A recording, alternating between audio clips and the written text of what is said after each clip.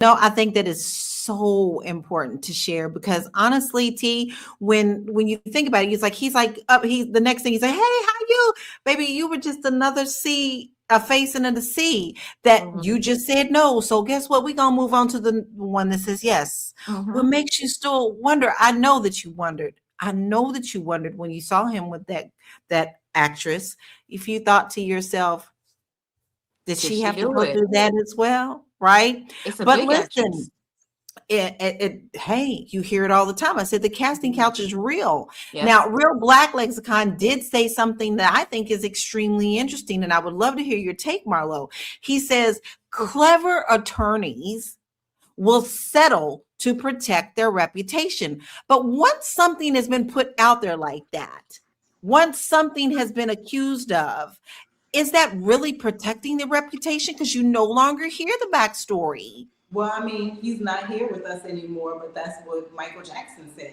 Like, and Johnny Cochran has said this too before he died, that the best thing during the first case was for Michael to settle. Michael was the biggest, the largest, the everything at that time, and Johnny Cochran was like, "Listen, it doesn't make sense to subject your life to this scrutiny. It is much easier for you to just write the check and make it go away because you can't afford to." And he went on to say in interviews that he wishes he had fought the first time because the second case wouldn't have popped up. So it's one of those things, but reputational harm is done.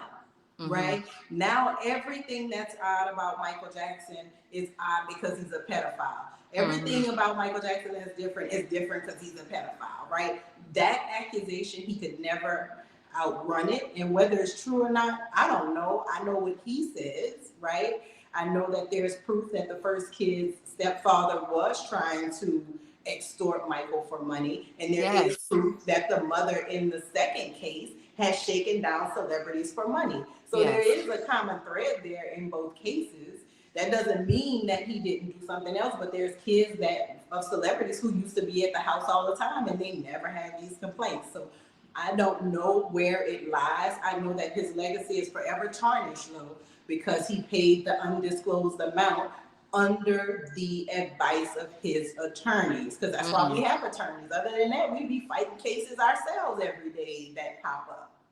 And we But get if the attorneys first one because we want lied, them to be experts. if the first one lied, does that mean everybody after? I mean, my assumption is that everybody after that is lying. Like, so everybody lied, right? If you say That's what it that, and looks like. supposedly the stepfather or the kid killed himself or unalived himself because of dealing with the haunt of that in the Michael Jackson case, like that first And kid. the kid went away, and we've never seen him since. He's never popped up and said, "Hey, I'm the kid from the first case." He's gone and quietly lived his life, and hopes. I'm sure we never find him because who wants to invite that circus into their lives? Mm-hmm. But I think that it is, you know, we look at it. The general public, we are problematic as well, right? The lawyers want the attention for the case because it puts the case out in the public. Mm-hmm. The public just wants the circus. So the bigger the circus, the more we watching it, right? We Mm-hmm. tuning in every day. What were they wearing? What were they doing? What were they saying? And it all gets away from the legality of it all. Like, what does the law say about these cases? And that's what we should care about. And we don't care, sadly, until it's us. Now, when it's your nephew that's being accused of these kind of allegations, now you want everybody to stop